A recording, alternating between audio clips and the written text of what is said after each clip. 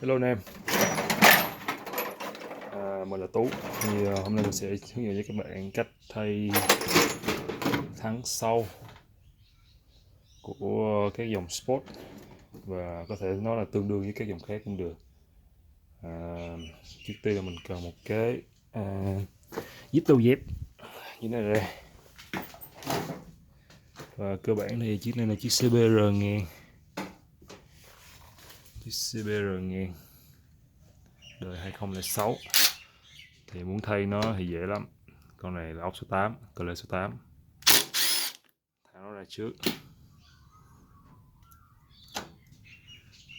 Boom. Sau mình xài cái đôi dẹp này nè, mình ép cái piston vô.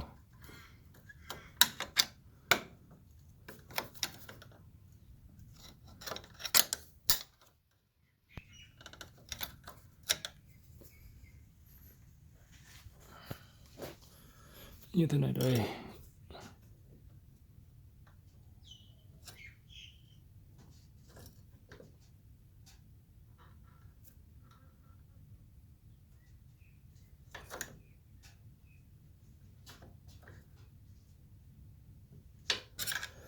Đây là phương cách nhanh gọn lẹ.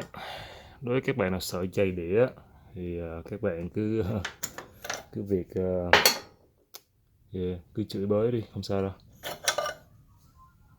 Vì bên này chả ai care đâu. Đây là cái thắng mới.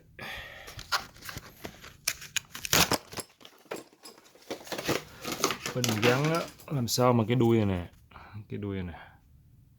nó vô trong cái khớp này. Đây, khớp này đây, vô trong khớp này là đúng.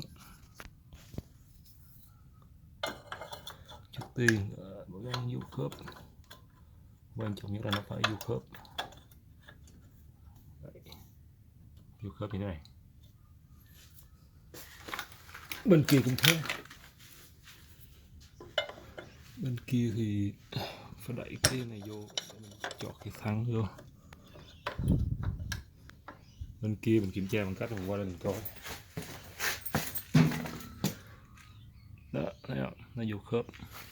Good. Và cuối cùng là chỉ cần lấy cái này chọt qua, đẩy nó lên. Cái này chọt lên, nó qua. That's it. Xiết rồi thôi. Done. Và đừng quên là phải pump nó nhé. Pump cái piston nó ra.